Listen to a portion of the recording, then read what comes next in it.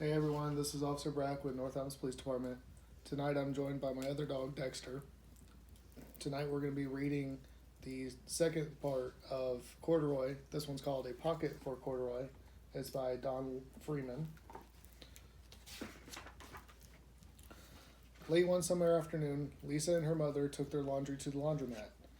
As always on such trips, Lisa carried along her toy bear, Corduroy. The laundromat was a very busy place at this hour. Now, Corduroy, you sit right here and wait for me, Lisa said. I'm going to help with our wash.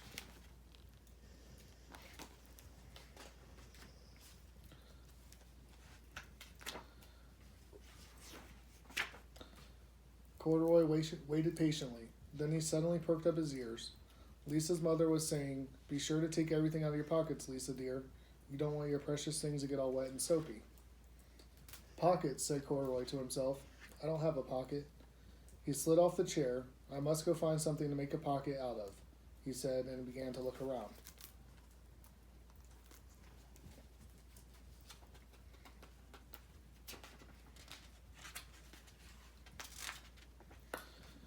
First, he came to a pile of fancy towels and washcloths, but nothing was in the right size or color. Then he saw a huge stack of colorful clothes in a laundry bag.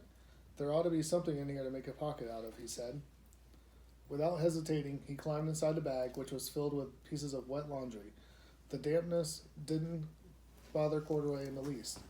"This must be a cave," he said, sighed happily. "I've always wanted to live in a dark, cool cave." When the time came for Lisa to fetch her bear, he was gone. "Oh, Mommy," she exclaimed, "Corduroy isn't here where I left him."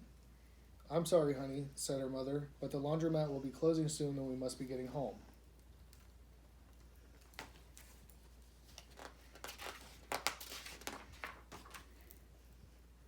Lisa was reluctant to leave without Corduroy, but her mother insisted. "You can come back tomorrow," she said. "I'm sure he'll still be here." As they left, a young man wearing an artist's beret was taking his wet laundry out of a bag. The very bag Corduroy had discovered. Before he knew it, Corduroy was being tossed together with all the sheets, shirts, shorts, and slacks. But just as the artist was shutting the glass door, Corduroy tumbled out onto the floor. "How in thunder did that bear ever get mixed up with all my things?" the artist wondered. Poor Corduroy was damp all over. "The least I can do for him is give him his overalls a good drying," said the man thoughtfully. He unbuttoned Corduroy's shoulder straps and put his overalls in the dryer.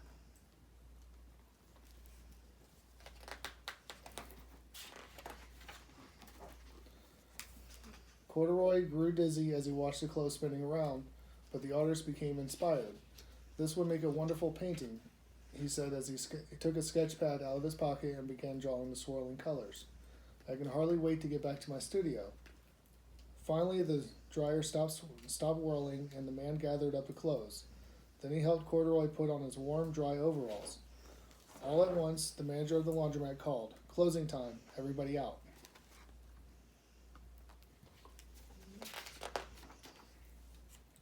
Corduroy was gently placed on top of a washing machine. "I wonder who that bear belongs to," said the artist as he was leaving. "Seems to me he should have his name someplace.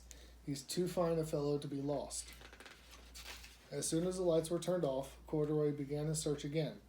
He was surprised to see something white glowing in the dark. "Maybe it's snow," he said excitedly. "I've always wanted to play in snow."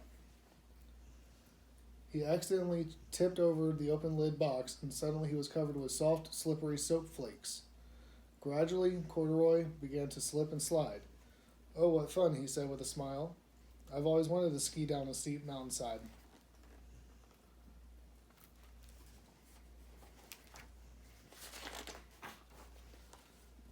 He landed paws first in an empty laundry basket.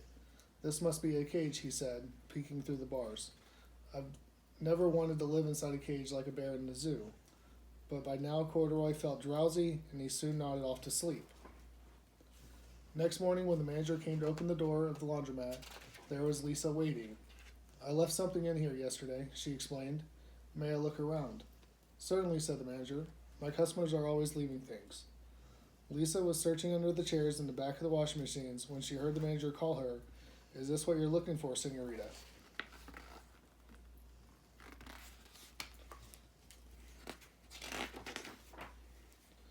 Yes, yes, he's my best friend, shouted Lisa as she came running. She reached in and picked Corduroy out of the basket.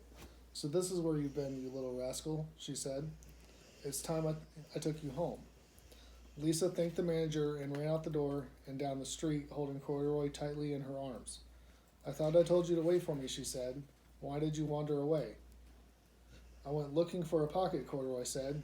Oh, Corduroy, why didn't you tell me you wanted a pocket? Asked Lisa, giving him an affectionate squeeze. That very morning, Lisa sewed a pocket on Corduroy's overalls. And here is a card I've made with your name on it for you to keep tucked inside, she said. I've always wanted a purple pocket with my name tucked inside, said Corduroy, as he and Lisa nuzzled noses. Alright guys, that was it.